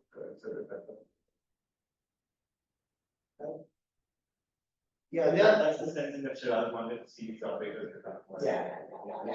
Yeah, of course, if you have to actually construct EPS states, multi-traces, single traces, mixes, but I don't think that complicated. So that's SU2. Yeah, I think quantum mechanics that I explained comprehensively. Beyond quantum mechanics, we did something interesting. I'll just show you the result. SU3 and SU4, I mean, they just did the best that my colleagues can do. SU3, I could compute the index numerically. The Z-graph, I couldn't compute it analytically because this Grabner basis method is too much time resource consuming. So we combined this Grabner basis and brutal polynomial counting method until 54th order in the fugacity. Okay? So again, things are factorized by experience. I mean, the final factor is the descendant factor. The second factor is the graviton factor of this type. Again, I factored out this factor because, I mean, just by staring at the index, multiplication of this appears repeatedly. Just factoring out makes things more simple. So I factored that out empirically. Expecting that explain here. The remaining first term could be said to be the core black hole primary part. And this admits quite a complicated expansion of the fugacity T. So I decided to display it on a table. If we expand the core black hole part in T, at each order in T, there are a large number, which can be organizing themselves into the character of the remaining global symmetry, SU3 subgroup of the R symmetry. So whenever that character appears, I show the representation of the table. So for instance, when J is 34 and the representation 5, 0 appears in the expansion, I show it here. I discretionarily arrange various representations into towers, maximally emphasizing the patterns. When the tower is called F, it's fermion. For D, it's boson. So this arrangement is completely at my, according to my aesthetic standard. It's clearly some pattern. Colors have some meaning which I'll not explain to you. And yeah, this is the result we got for SU3. The actual construction of cohomology representative, it's very, very difficult. We just did it for the threshold, the first operator appearing at this order, singlet of SU3. Just to let you know, it's getting more and more complicated. Yeah? And the fact that this part for SU2 has been extremely simple, boringly simple to be any similar to black hole, is getting more complicated, establishing more towers and structures. I think it's getting to the right direction. Increasing, SU4, SU5, I expect it to be even more complicated. Exhibit more states, eventually larger to exhibit black hole-like growth. Okay? So I think it's a good thing. But the actual construction is, as expected, getting difficult, and even the threshold operator is constructed precisely following the same strategy as this. Trying to find out an expression which should be splitting out into multi-gravitons as we take Q and arrange it things to cancel and so on. We have some answers of constructing it, but it's much more complicated. Right? So that's what we got for SU3. Time, I don't know, permits, I might be giving you some interpretation of what this should be and the future direction to go regarding hairy black hole. SU4, we've managed to find the first two terms, which turns out to be non-zero. So I just predicted the threshold level, but we didn't construct anything. Well, why were the dressing gravitons the same for SU3 and SU2? No. It's not that. It's not that. I just factored that out. This one is guaranteed. The remaining things I just wrote this way and displayed this. But there was no other natural factorization. Maybe the question. Yeah. Just looking at the results, factoring out this one gives the simplest result. Otherwise, it's just a mess. Yeah. I of course try to factor out other things, but this is a phenomenon thing. Yeah. But are you interpreting that as saying that the gravitons around the SU3 black holes are the same? I'm tempted to interpret that way, but what I can say for SU3 is much weaker. I've been making quite strong claims for SU2, but SU3, I just wish it to be the hair and probably nothing else, but it's all phenomenological factorization. But you expect that when you go to SU4, the simplest factorization would involve something else. Or SU3. Could be. Take logistic log of this, it doesn't truncate. Plasticity is not a really good thing. Plasticity is even bad even when there's a constraint, even among gravitons. Yeah, plasticity doesn't give anything in that line. Even here, I factored out only a particular set of gravitons empirically. Even here, I suspect that might be some small extra graviton has hidden, which will make it simpler. But I empirically tried this and that, but simple factoring out just didn't work. Yeah. I just did some play with logistic log will make it all this discussion more precise, right? Because logistic log, in the previous case, it just gave you finite milligrams. That's why it was product of factors of 1 minus stuff. It will simplify this factor, of course, but it's already simple here, right? Here, yeah, after all, the black hole part, I'm not sure how. Yeah. Yeah, it was in the previous case. Yeah. It happened. It happened that it was, yeah. But you don't expect it. Yeah, you don't expect it. If you don't expect it, then there is no rationale for splitting anything. That's right. It's just empirical phenomenological. Let me say. Yeah. It's just to make the structure, underlying structures look as simple as possible. Yeah. And I have a clear, these structures are clearly visible after this, and I have a clear interpretation of what some of these should be. I think this tower should be the dual giant graviton here, because this R charge representation just grows, meaning that the dual giant hair radius just grows, something like that. If you take trace of Z and take it descended, they give the completely symmetric representation of SU3. And other quantum numbers match quite well, as I maybe commented. That's my imagine. Yeah. That's fantastic. So because it is graviton, dual graviton, dual giant graviton, and then all these are gravitons, right, at the end of the day. Yeah. So all that, Let me say that. That's yes and no, because can you come back to that? Yeah. Yeah, I have my last slide prepared for that. It's a crazy idea. But anyway, this is the result. I'm going to quickly rush towards some applications of the result we found. So okay, I'm going to ask whether the states I found behave a little bit like quantum black holes in quantum ADS-CFT. Generally, it's a crazy question, but some aspect. I'm just going to see whether some aspects of what we know about semi-classical black holes are respected by these small operators in the quantum machine. So the topic I'm going to focus on, since I've already talked a lot about this product operators, graviton hairs, I'm going to talk about the black hole no-hair theory versus possible hairy black holes in ADS, purely in the form of these cohomologies. Right?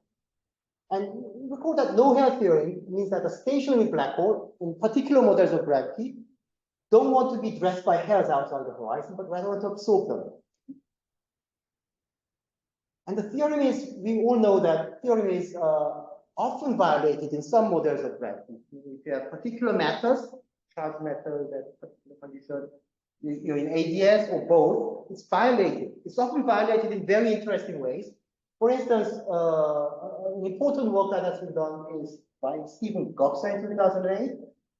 He first started from black brains, but it's soon generalized to black hole by Brown and many people. When this no-hair theorem is violated, for instance, in Goksa's example, it's often violated in an interesting way that the holographic matters are in an interesting phase, like the superconductor phase or so on, in which case the modes of the hair, the modes in the outside the black hole, which exhibits the hair, is due to the order parameters which characterize this novel phase of matter. So the theorem is violated in interesting ways very often, and hairy black holes are many examples of them are known. And yeah, let me just proceed. So before getting into a comparison, at least qualitative one, comparison with known hairy black holes, let us first recap what we know about the SU2 cohomology. First in the quantum mechanical sector, as I explained so far, and beyond quantum mechanics sector, which is this is also what I explained to you, but I cleverly reorganized them into the characters of various groups. So in quantum mechanics SU2 index, I already said that the core black hole operator, intrinsically new one, as far as the index can see, can be dressed by some graviton hairs, okay? But not all the graviton hairs existing in this SU2 quantum mechanics model.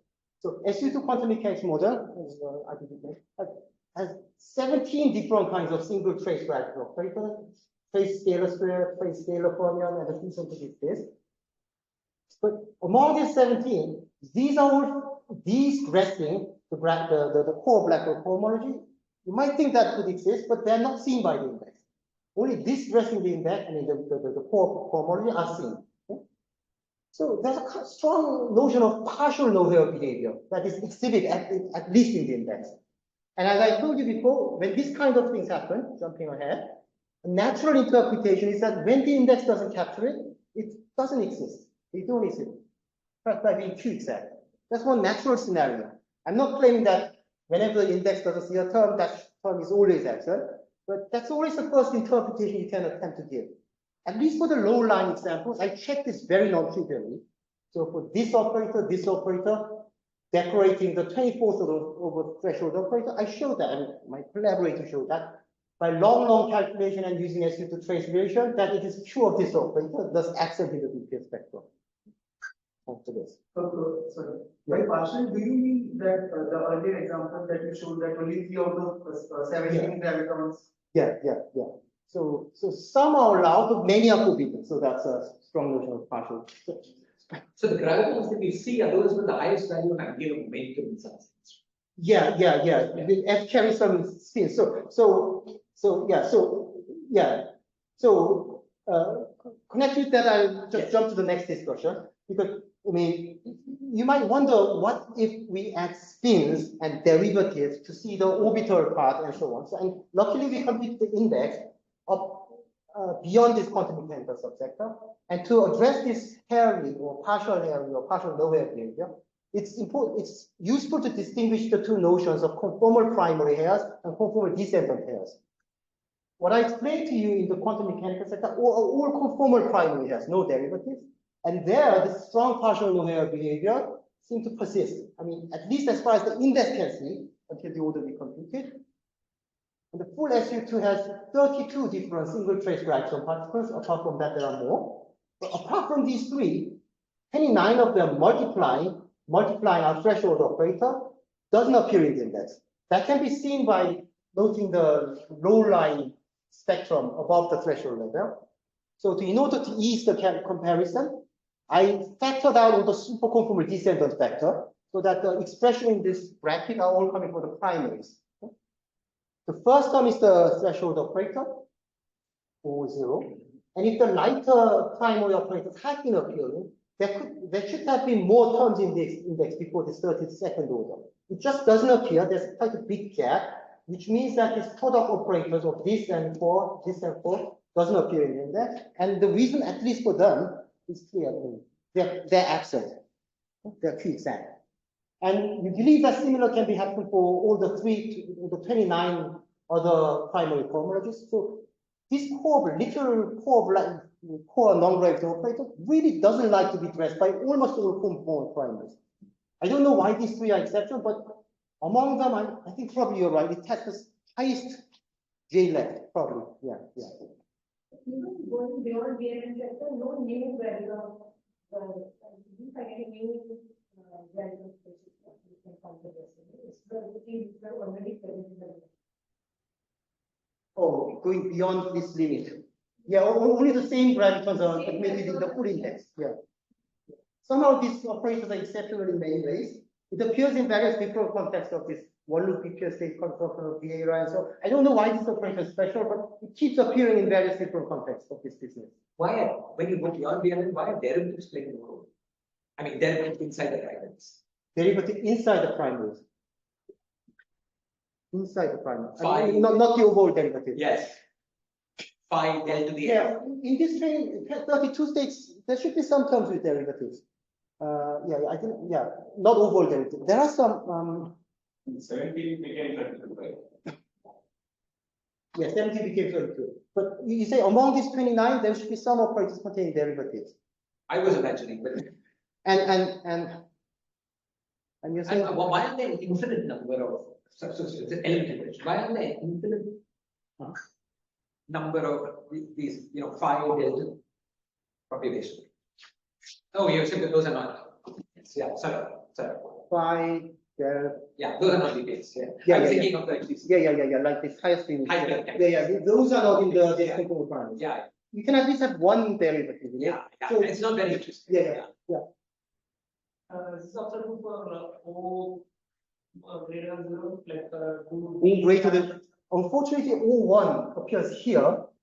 If you try to multiply the lightest one, it becomes T to the 40th power. And we computed it, but we lost control on predicting anything. So we didn't compute the series expansion high enough to predict anything about O1 or higher thing. Because if there are allowed to address, like these gravitons hold for all of them, you can crank up and then just play the same role. So. Okay. In the exact formula, the index seems to suggest that even for higher O's, only this can address it. It suggests. But in the full index, we just don't know. We just computed into a certain order.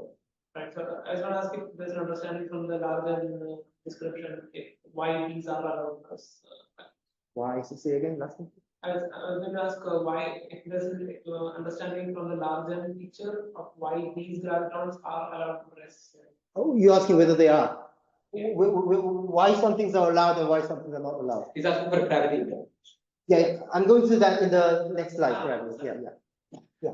So the thing that I like to you to remember is that first, the conformal primary are mostly, seems that they are mostly forbidden to dress the core black hole, at least O0. at least as far as index can see. But on the other hand, the conformal descendants, primaries with many derivatives on them, if you go beyond this 32nd order, there are many terms suddenly appearing. And of course, it's just interpretation. And all these terms can be interpreted as the co-operator multiplied by certain descendants. Oh, so these are not overall descendants. Derivative actually only of the gravity. Okay. And the full descendant factor out here. So the gray guy. Yeah, that contains the gray galaxy factor, but derivative actually on the gravity orbiting around something. Very nice. Yeah. Again, just to make sure, I didn't construct any further cohomology, but just saying that quite non-trivial numbers can be naturally accounted for by high enough rotating descendants. So the rough qualitative structure, conformal primary, very, very disliked. Conformal descendants generally allowed. Conformal primary ones fall in, right? Yes. So you already said something. Yeah. So okay. I skipped this thing. I wanted to say something about the general broader story about hairy black holes and how that fits into the cohomology story. I'll skip this and sorry about that. So just about the interpretation, asking for gravity interpretation. So SU2, I mean, we already observed that. Conformal primary, highly abhorred, highly disliked. Conformal descendants, many of them allowed. So let's see that directly from the gravity. So I'm going to see whether the gravity allows a hairy black hole in the BPS sector, but generally that's very difficult. So I'm going to study very tiny possibility of tiny little hair, whether they are allowed or not, and see whether the pattern is similar to what I observed in SU2. So it's comparing SU2 versus SU infinity, but qualitatively we're seeing whether things are similar. So I decided to study charge scalar hair in the background of supersymmetric black hole, non-hairy supersymmetric black hole, and study its linearized BPS equations. Okay? Because I'm turning on the hair to be very, very small, and see whether the hairs are developing regular solution all the way down to the horizon or not. So the result is that the hairs seem to be, the regular hairs are allowed in this setup, regular BPS hairs are allowed when the angular momentum carried by the correct mode, the corresponding mode, is larger than the characteristic value set by the size of the black hole. Q is the size of the background BPS black hole. So when they are larger, M is larger than this amount, the hair is regular all the way down to the horizon x equal to 0. But when it is smaller than this critical amount, including the conformal primary, for which M is 0, it's forbidden. It's just singular solution. So that's a qualitative match with what I found in SU2 cohomology, I think. Whether the product operators are allowed or not. Okay? So that's my interpretation. And the gravity side is very intuitive. Supposing that you're dealing with not just this, and it's descendant, but very young. Can you repeat this argument again? Which argument? This angle that it's not here. I'm just presenting it as a solution. And when I have a regular solution from infinity wave all the way down to horizon, it's a large regular hair. I call it regular allowed hair. And that's possible when angular momentum of the mode is greater than a critical amount. When angular momentum is lower than a critical amount, this solution diverges at the horizon. So I count them out as an illegal solution. Okay? But yeah. So intuitively, if you work for a heavy chiral primary and give it an angular momentum, you can invoke a semi-classical description of particle motion in a black hole background. And the reason why the hairs are required to have large angular momentum is quite clear, because in order to call that a hair, their classical trajectory should stay outside the event horizon. For that, the black hole should, the probe particle should rotate fast enough. If you do the probe particle calculation for heavy chiral primary operators, trace Z to the N with large N or something, then you get precisely the same bound. The allowed hair, trajectory staying outside the horizon, the condition for that is N being larger than this. So the classical picture makes it quite clear that for the hair to stay outside the horizon, it should rotate fast. Okay? And that kind of behavior is highly respected, at least qualitatively, in this SU2 cohomology. So I can even bravely say that the hairs in the SU2 cohomology sees the quantum size of the quantum horizon size of this tiny little O0 operator. Okay. So there are some qualitative similarity between the two. So this argument is for why most primaries are disallowed, right? Why? I mean, here, I mean, I'm considering only one primary operator and it's descendant. So at least for this, the primary is disallowed. Because if you put m equal to 0, this solution is divergent. Yeah. And roughly the intuition is that, if you have empty ADS, the wave function for that primary will be centered at the ADS, but that region is already occupied by black hole now. So there's no reason to expect, I mean, in the perturbative analysis seems to say that hair is really forbidden. But most hair is allowed because most hair is repeated. Take any field, the number of modes of it with less than a certain angular momentum is fine. The number of modes with a larger than that angular momentum is equal. You're saying most of those. Okay. The last slide I finished because this is, I say, work in progress, but it's not even a work in pursuit or some speculations, but I think it's a good idea. So I think, recently we were working with Diksha, Shiraz, and many people here. We found another class of charge theory black hole solutions where there are 4 black holes, either both electric charge with or without spin, that there could be electrically charged there, which is very exotic and it's given by a dual giant gravity brane, completely surrounding and wrapping the 4 black holes. So it's very unlike, so previously the strategy was that, I considered some particle hairs probe or wave function of this particle hairs probe staying outside the black hole. And I tried to I claimed that I could identify that with the product cohomologies. Now I'm considering a completely different kind of hair, a brane hair wrapping the black hole.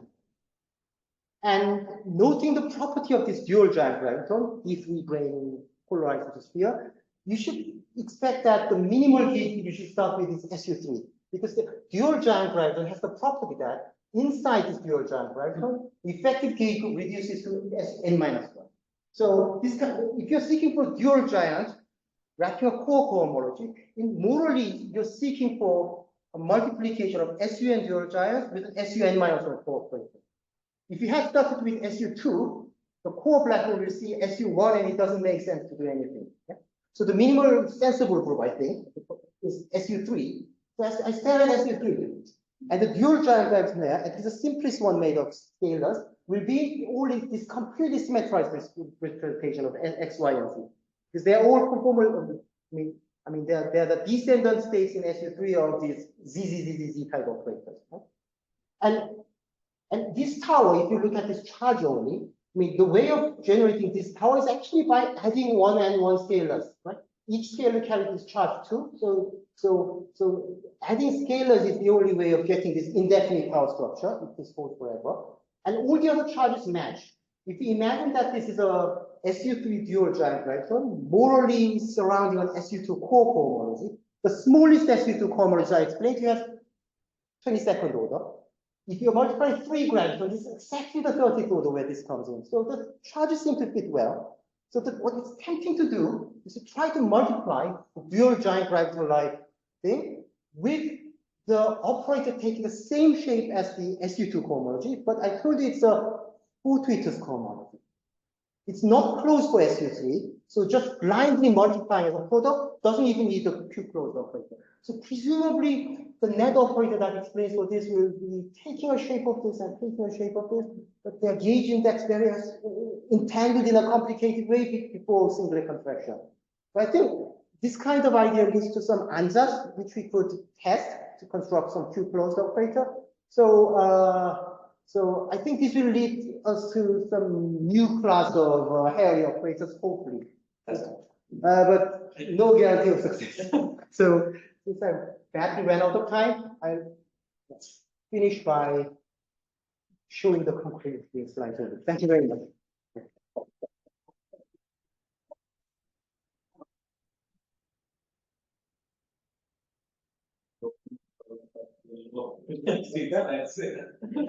Yeah, I prepare. I prepare with a small. Any more questions?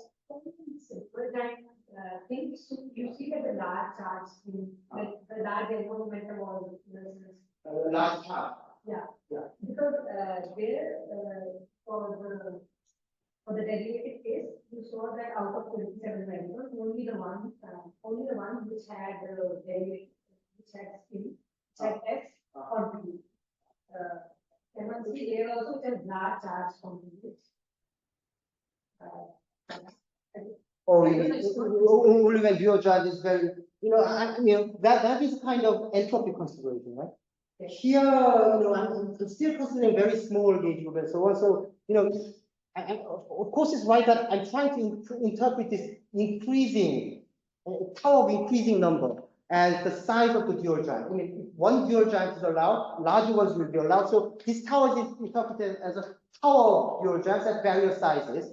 But even if you go to very large, very large representation, the degeneracy itself is not growing large. So, I mean, the whole tower of this, the SUT.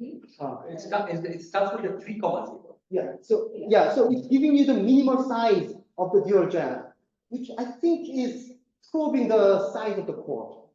So two scalars somehow not seen. Exactly. So it looks very tempting, but yeah. Can I ask one irritating question? Sure. Sorry. But it's just something that I'd like to get clear. This is about when you looked at this angular momentum mode. Yeah. You have this criterion, sometimes it diverged, and sometimes it stayed finite or went to zero afterwards. Yeah. But even when it went to zero in some non-analytic way. Yeah, because it's fractional derivative. Some fractional power. So what are the rules there? If it goes to zero in some non-analytic way, is it allowed? It doesn't have to go with some minimum power or something. What are the rules? I mean, what I said is just observing whether it remains finite or not. Yes. But if you want, if you want n, like seventh derivative being finite, it will give a little different bound, but eventually, I mean, if this number is a typical real value, taking sufficiently taking sufficiently many derivatives, eventually this will diverge. So yeah, so I wanted to get a are we imagining that there are actually some string theory corrections which smooth out this divergence? Yeah, hopefully, but is there some way of addressing this question calculation? I mean, suppose somebody complains and says this is not analytic and so it's not allowed. How does one address it? Suppose that person happens to be Horowitz. Yes. Yeah. Actually, I spent a little bit of time to. Horowitz has carried out similar calculation for curved black holes, right? Yeah, and he claimed he has some criteria, but just look at what he does. The rule itself is not clear. Yeah, I wanted to clearly understand whether that's probably some rule independent of coordinate choice, right? Yeah. I tried to. You talked about that to me some time ago, and I tried to rephrase that question here in a curvature, okay. In a safest possible manner, so that that problem doesn't seem to be present. So this x equal to 0 is going toward the ABS2 throat, right? Yeah. So the throat sometimes is better parameterized by making it non-compact. Okay. So x being exponential of some coordinate and something, and then some fractional power of x. If you just take x to the exponential of some coordinate, no matter how many derivatives you take, so it seems to be. I mean, at very stupid level of thinking, it seemed to me somewhat coordinate dependent question. But probably I'm wrong because Horowitz should have been very careful about that. What about curvatures? Suppose you compute R mu alpha beta square. Or after computing that reaction of this. Yeah. Or you compute some derivative invariance of some energy contribution or something. Yeah. I suppose that's what we'd be worried about. Yes. I should compute more invariant. Yeah. Stress tensor locally. Yeah. Because that's what will be giving back curvature. Yeah, either stress tensor or curvature. Yeah. I try to estimate it invariant too. Yeah. I mean, it feels to me that if you compute stress tensor here, there's a possibility at least that your thing will shift from being finite to being You know, so 2 derivatives are finite, 1 derivative is finite. Yeah. That seems like possible. I'm not sure. Yeah. But the fractional power Will still be there. And because I said stress tensor, which is a 2 derivative thing, you know, make it. But if you stress tensor, it needs to be there. Meaning, should be fine with me.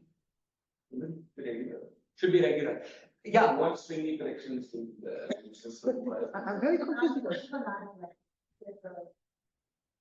I'm quite confused because some mild singularities are allowed, right? Yes. I'm not sure about the criteria. I mean, Yes. the same criteria will be going beyond BPS. It is regular, and the singularity is an artifact of going to 0 temperature that people say is allowed. To address that will be too much. Outside of this paper, the good, the bad, and the ugly. Yeah. But then classified singularities. This criteria, if your singularity is a 0 temperature limit of the mass, non-singular solution, that should be it. So, We're BPS, yeah. Yeah. So to apply that criterion, we should go beyond this. But anyway, I try to compute this And invariant. it's not very important, we just. No, you irritated me as it said. Yes, I feel like doing something. Yeah. more questions? Not, thanks for reading.